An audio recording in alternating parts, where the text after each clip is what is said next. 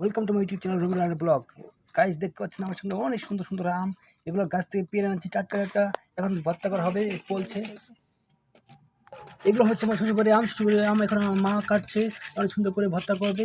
করা হচ্ছে আম পলার মেশিন দিয়ে। এখন দেখতে পাচ্ছেন আমার সামনে অসাধারণ আমের সিজনে আম। এই টক, অনেক টক, এই ভীষণ টক আমরা ভর্তা করে খাবো। আপনারা দেখতে পাচ্ছেন কত সুন্দর স্প্রে আমার মা বলতেছে। আপনারা দেখলেন আপনাদের জিভে জল এসে পড়বে। দেখতে পাচ্ছেন আমরা শুকনা মরিচ ভাজছি, সেই শুকনা মরিচ দিয়ে এগুলো ভর্তা করা হবে। দেখতে পাচ্ছেন আমার সামনে এই যে শুকনা মরিচ, এগুলোকে ভর্তা করা হয়েছে। এগুলোকে অসাধারণভাবে আমার ছোটো বোন পুড়ছে, দেখছেন? পুড়ে একদম একদম ছাই করে ফেলেছে। এই ছাই দিয়ে আমরা এই আম ভর্তাকে খাবো।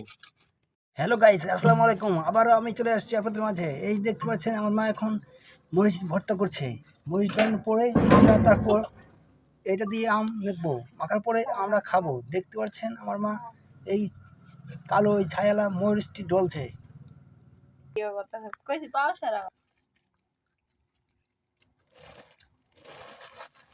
এখানে আবার লবণ চিনি দুটো দিয়ে মিক্স করে মরিচ দিয়ে তারপরে আবার ভর্তা করা হচ্ছে মেশিন দিয়ে পড়ার পর।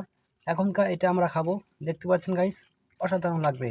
টক আম, এই আমটা আমের দিনে ভর্তা করে খাওয়া, এটা আমাদের ঐতিহ্য। বাংলাদেশের মানুষের, বাঙালিদের গ্রামের ঐতিহ্য এটা। আমরা অনেক আগে পুরোনো কাল থেকে খেয়ে আসছি। এটা আপনাদের জিভে জল আসবে আশা করি। ভিডিও ভালো লাগলে অবশ্যই লাইক, কমেন্ট, শেয়ার, সাবস্ক্রাইব করবেন। আসসালামু আলাইকুম।